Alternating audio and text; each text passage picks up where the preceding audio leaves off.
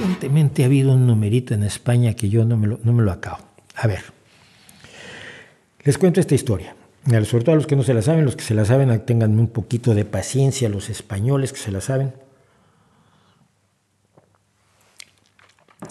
Hay un sujeto que es rapero, que se hace llamar Pablo Hasél, o Hasél, pero que su nombre verdadero es Pablo Rivadavia Duró.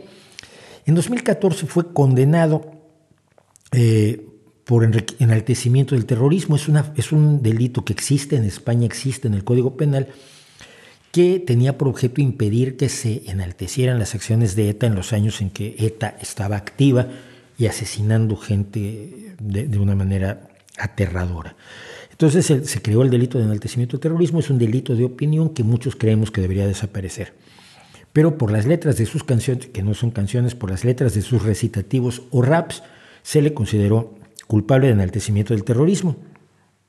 Fueron 10 canciones en las que ensalzaba a organizaciones terroristas como los grupos de resistencia antifascista 1 de octubre, el Grapo, Facción del Ejército Rojo y Terra Lliure, que fueron los terroristas catalanes.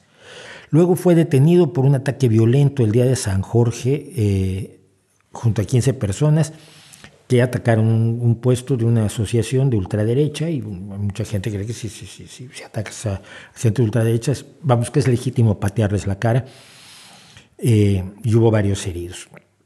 Después, en junio de 2016, insultó y roció con líquido de limpieza a un periodista, lo cual, bueno, no habla mucho de su interés por la libre expresión, creo yo, pero bueno.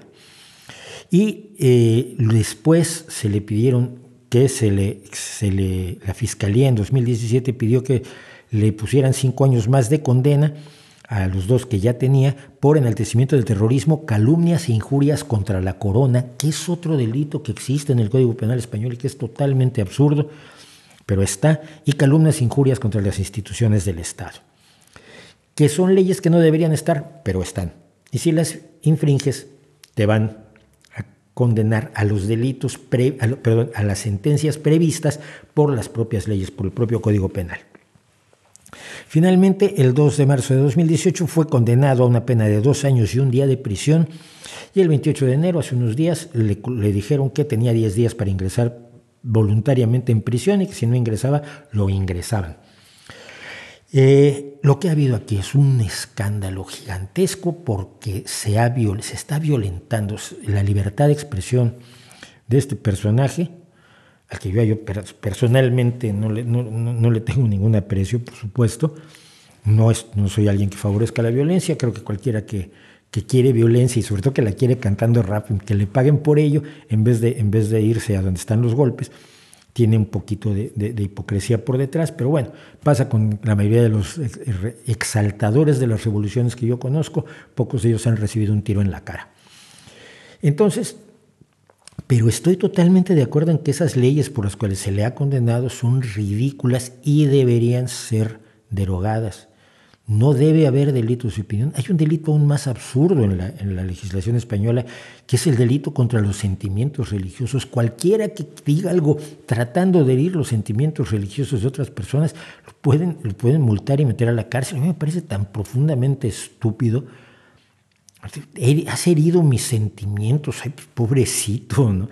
Pero este mundo de alitas de mariposa del que nos reímos tanto, entre los que se quejan por todo, ya estaba allí en el Código Penal español. Bueno, pero se imaginarán que la gente cercana a este personaje, que obviamente es un ideólogo, un militante marxista, un militante de la izquierda revolucionaria marxista-leninista, ha sido sujeto de grandes movimientos de apoyo por parte de otras personas que pertenecen a la extrema izquierda, o no tanto, pidiendo que no entre a la cárcel, lo cual es problemático porque, insisto, ha infringido una ley que existe, una ley injusta.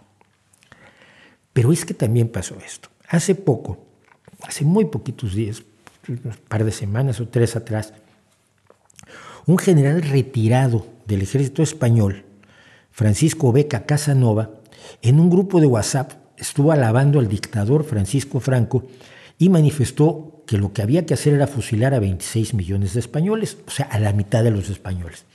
En esa mitad estoy yo también. O sea, hay un generalote ya retirado que considera que para resolver los problemas de este país hay que fusilar, entre otros, a un servidor y amigo.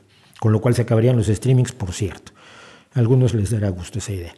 Bueno, él estaba en un chat de WhatsApp privado con otros compañeros jubilados del ejército y dijo una serie de barbaridades en contra de toda la izquierda española, el PSOE, Unidas Podemos, y Unidas no podemos, pero intentamos, y hablando bien del partido de la ultraderecha española, que es Vox. Bueno, pues estos mensajes causaron un escándalo horroroso entre toda la gente medianamente decente.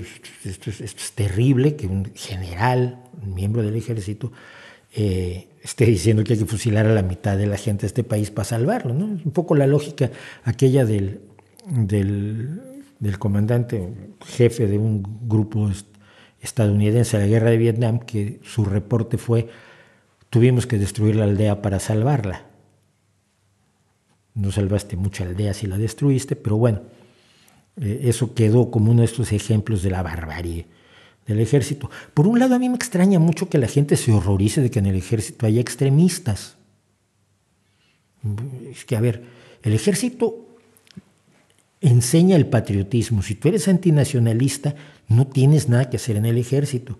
Pero evidentemente a las personas que entran al ejército se les imbuye la idea del patriotismo, la idea del ultranacionalismo, un machismo acendrado donde se exaltan los valores de la bizarría, del valor del sacrificio, de poner el pecho ante las balas. Sí, así se hacen los ejércitos. Es que no se hace con un grupo que canta cumbayá con la guitarrita alrededor de una fogata. Ojalá y así fuera.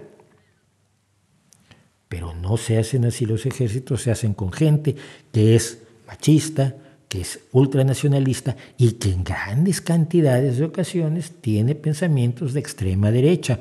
En Estados Unidos se está descubriendo ahora, se están sorprendidísimos de que en ramas del ejército y en grupos de la policía hay gente que apoyó el ataque al Capitolio el 6 de enero. Pero ¿de qué se sorprenden si es precisamente lo que se ha generado? Bueno, pero aquí va a lo que el general hay que fusilarlos, ya hacen falta 26 millones de balas. Ahí mi madre. Bueno. Pero a mí lo que me pareció lo más extraño del mundo es que los mismos que defienden a Pablo Hasél, que tiene derecho a decir que los terroristas tienen que matar a los reyes de España y a toda la familia Borbón, y tienen que matar a los guardias civiles, y tienen que matar a todas las personas que no están de acuerdo con ellos, los que defendieron a Pablo Hasél están pidiendo castigo para los generales que dicen que hay que matar a las personas que no piensan como ellos. Y aquí a mí lo que me horroriza es lo ilógico. A mí me parece muy mal que un general opine eso, pero creo que tiene derecho a opinarlo, incluso sobre todo en un grupo privado. En grupos privados la gente dice barbaridades absolutamente enloquecidas. Lo sabemos todos los que hemos estado en un grupo privado. Pero o tienen derecho los dos o no tienen derecho ninguno de los dos. Lo que no entiendo es a las personas que se ponen en esa posición en la cual defienden a unos y atacan a otros. Del otro lado pasa igual. Hay gente que dice que los generales tienen todo el derecho del mundo de expresarse, pero a Pablo Hasél hay que refundirlo en la cárcel no 2 años, sino 22. Allí lo que queda en cuestión son los principios. Y principios allí no hay. Lo que hay son ganas de que ganen los tuyos con todos los métodos que puedan ser necesarios. Y esa gente a mí me aterroriza. Yo estoy a favor de la libre expresión y creo que hay que aguantar al tarado de Pablo Hasél, y lo he defendido, como he defendido a otros que han sido acusados por decir barbaridades del mismo calibre, y he defendido a gente que ha sido sentenciada o por lo menos procesada por estos delitos de opinión que no deberían estar ya en un código penal del siglo XXI, pero al mismo tiempo tengo que reconocer que los idiotas de la ultraderecha, que los salvajes, también tienen derecho a decir sus barbaridades, siempre y cuando lo que digan no se convierta en acciones, no ponga en riesgo a otras personas y no sea una mentira, una falsedad, un engaño o un embuste, que son los límites de la libre expresión. que siempre hemos comentado. Entonces, yo quedo muy sorprendido de esta incoherencia de algunos grupos y por eso quería comentarla, a ver si alguien por aquí en el chat puede quizás resolver cómo es posible que alguien se ponga a la mitad en una cuestión de principios tan esencial como estás o no a favor de la libre expresión de las ideas y opiniones, por repulsivas que sean. Porque esa libre expresión es el fundamento esencial de todo lo que podemos llamar democracia, esa democracia que hoy además está en peligro.